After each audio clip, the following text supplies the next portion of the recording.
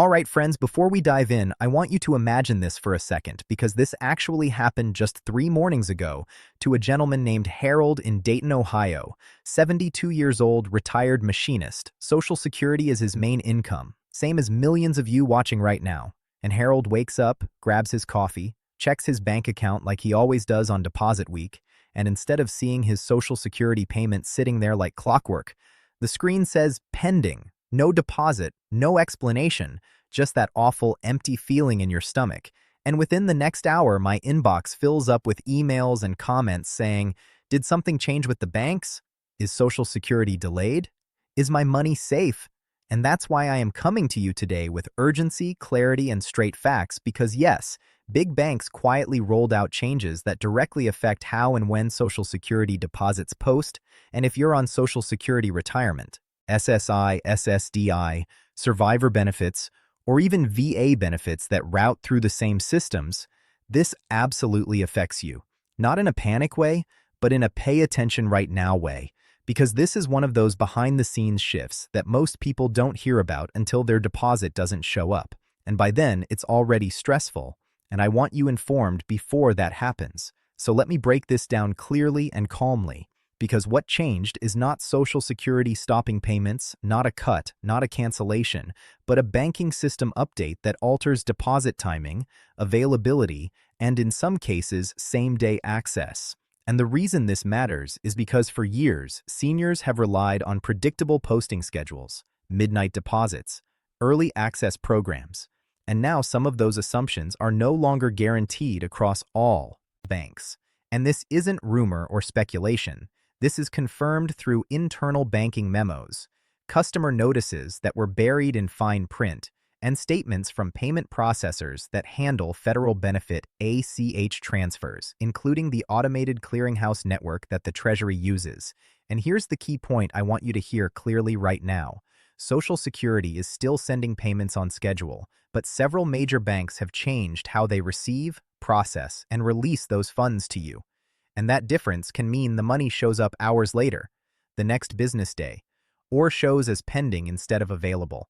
And when you're budgeting groceries, prescriptions, rent, utilities, and everything else, that timing matters.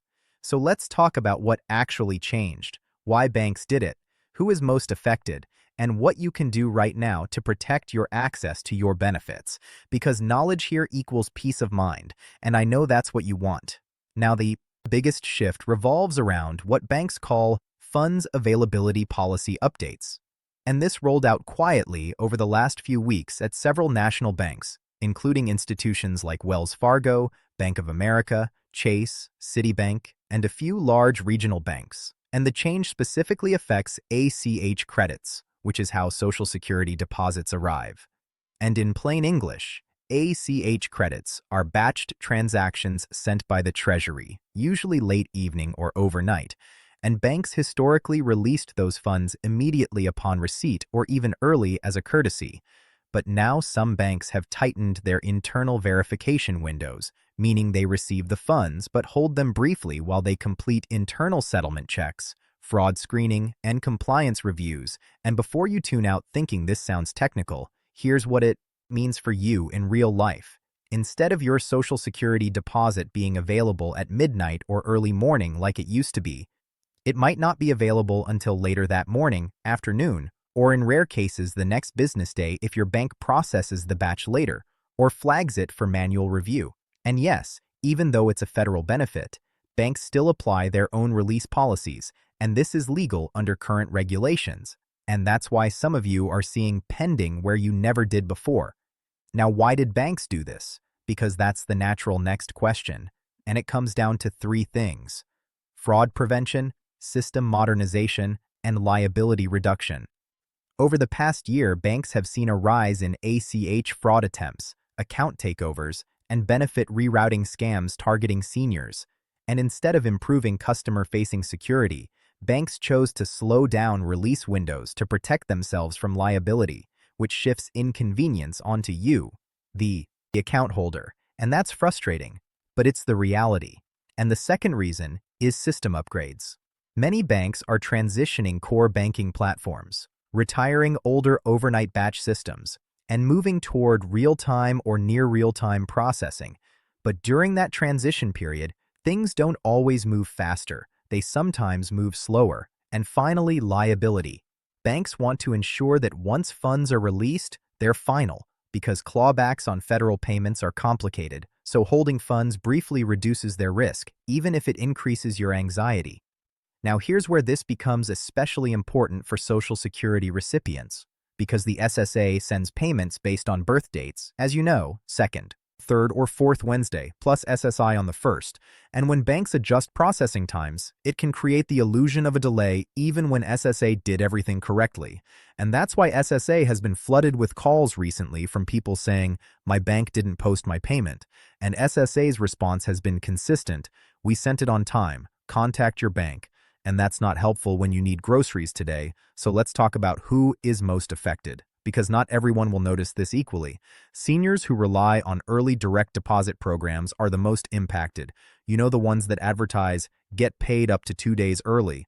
Those programs are not guaranteed benefits. They're discretionary bank features, and some banks are quietly rolling them back or limiting them for federal payments. So if you used to get your Social Security on Monday instead of Wednesday, that may no longer happen consistently. The second group impacted are people with smaller balances, because banks sometimes prioritize release based on risk models, and accounts with frequent overdrafts or low balances may see deposits held slightly longer. Again, not fair, but that's how the algorithms work.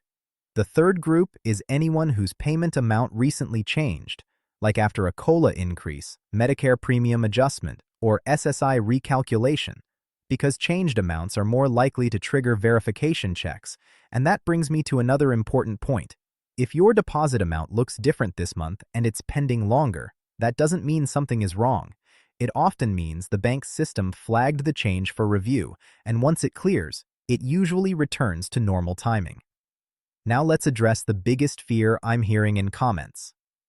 Is this the government taking my money? Is Social Security in trouble? Is this the start of cuts? And I want to be very clear and reassuring here. This is not a benefit reduction. This is not Social Security running out of money overnight. This is not a hidden cut. This is a banking side processing change. Your benefit amount is still owed to you, still protected, still federally backed, and still deposited. But timing is the issue, and timing matters, especially when you live on a fixed income. Now here's something that most people don't realize. You have rights under federal law when it comes to direct deposit access.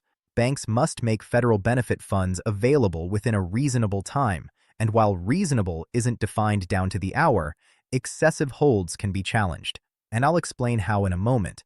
But first I want to share a real example that shows how inconsistent this has become. A viewer named Linda from Arizona emailed me saying her SSI usually posts at 12:03 a.m. like clockwork, but last month it didn't show up until 2:17 p.m. Same bank, same account, same amount. And when she called the bank, the first rep said treasury delay, the second said system update, and the third admitted they were holding federal ACH credits longer during a policy transition. And that right there tells you everything. The information isn't being communicated clearly, and seniors are left confused. Now let's talk about what you can do, because this is where personal guidance really matters. The first thing you should do right now, even if you haven't had a delay yet, is call your bank and ask one very specific question. Has your funds availability policy for federal ACH deposits changed? Don't let them give you a generic answer. Ask specifically about Social Security, SSI, SSDI, and VA benefits, and ask if early deposit programs are still active for federal payments, because some banks kept them for payroll but removed them for government benefits. The second thing you can do is ask if your account has any flags that could delay deposits, things like overdraft history, recent address changes, or linked accounts. And you have the right to ask that. The third thing, and this is important, is to consider whether your current bank still serves your needs as a retiree. And I'm not telling anyone to rush and switch, but some credit unions and smaller banks are maintaining same-day availability for federal benefits, and in some cases offering more transparency. And if timing is critical for you, that matters. Now let's talk about SSA's role here, because SSA is aware of this issue. They've acknowledged an increase in banking-related deposit timing complaints, and their guidance is that payments are sent as scheduled, and beneficiaries should wait at least one business day before reporting a missing payment, which I know is hard to hear when bills are due, but it's important to know the official stance. And if a payment truly does not arrive after that window, SSA can trace it, but most of the time lately, it's showing up within the same day once the bank releases it. Now, another layer to this story involves new fraud detection measures that banks implemented after several high-profile benefit theft cases earlier this year. And again, this is well-intentioned but poorly executed, because instead of stopping fraud at the source, they're slowing down legitimate access, and seniors end up paying the price with stress and uncertainty. And that's why I'm urging you to monitor your account closely around deposit dates, not obsessively, but intentionally, and to plan a small buffer if possible. Even $50 or $100 can make a difference during these timing shifts. Now let me address something else that came up in multiple emails. What about paper checks?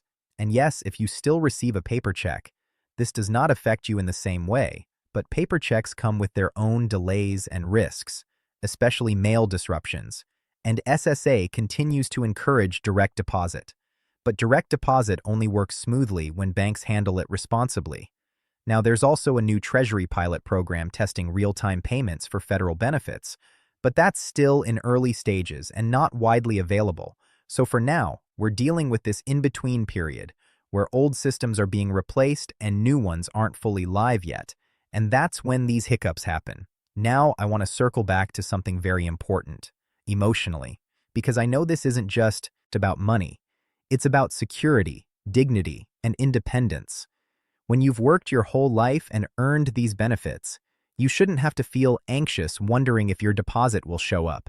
And it makes complete sense if this news makes you uneasy, but the goal here is not fear. It's preparedness, because once you know what's happening, you can take steps to reduce surprises, and that's empowering.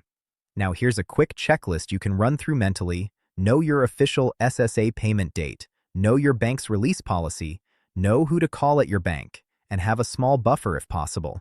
And if something does go wrong, document everything: date, time, who you spoke to, because that helps if escalation is needed. And yes, you can escalate within a bank.